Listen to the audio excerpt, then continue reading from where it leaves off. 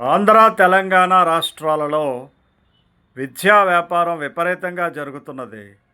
దీనికి ప్రధానమైనటువంటి కారణం failure of the government and the schools running by the government.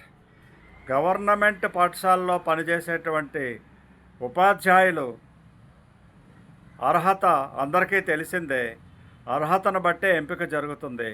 అటువంటి క్వాలిఫైడ్ టీచర్స్తో రన్ చేసేటువంటి ప్రభుత్వ పాఠశాలల్లో రిజల్ట్స్ ఎందుకు సరిగా రావట్లేదు? వస్తే ఏ స్కూల్స్ వచ్చాయి? వాటికి ప్రభుత్వం ఎటువంటి ఇన్సెంటివ్స్ ఇస్తున్నది? అక్కడ టీచర్స్ ఎవరు బాగా చెప్పారు వాళ్ళని ఐడెంటిఫై చేయడం ఇవన్నీ కూడా జరగట్లేదు.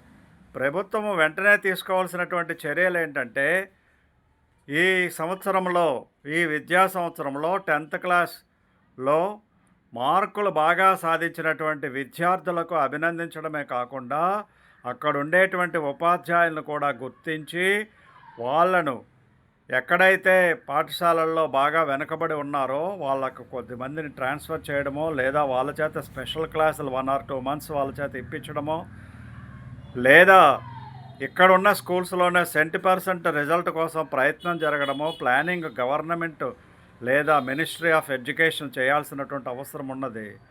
ప్రభుత్వం వాళ్ళు చాలా స్కూల్స్ బాగు చేయించడం జరిగింది. మిడ్ డే మీల్స్ రన్ చేస్తున్నారు. ఇలా ఖర్చు పెడుతున్నారు, కానీ వచ్చినటువంటి ఫలితాలను బేరీజీ వేసుకోవడం, దాని తర్వాత విశ్లేషించుకోవడం, గుర్తించడం, విద్యార్థులను గుర్తించడం, ఉపాధ్యాయులను గుర్తించడం, ఆ పాఠశాలను గుర్తించడం, ఈ పనులు చేయట్లేదు. ఇది చేసినట్లయితే తప్పనిసరిగా ప్రైవేటు పాఠశాలకు ధీటుగా ప్రభుత్వ పాఠశాలలు కూడా, సర్కారు బళ్ళు కూడా ఉంటాయి అనడం చెప్పడంలో సందేహం లేదు. జై హింద్, జై భారత్.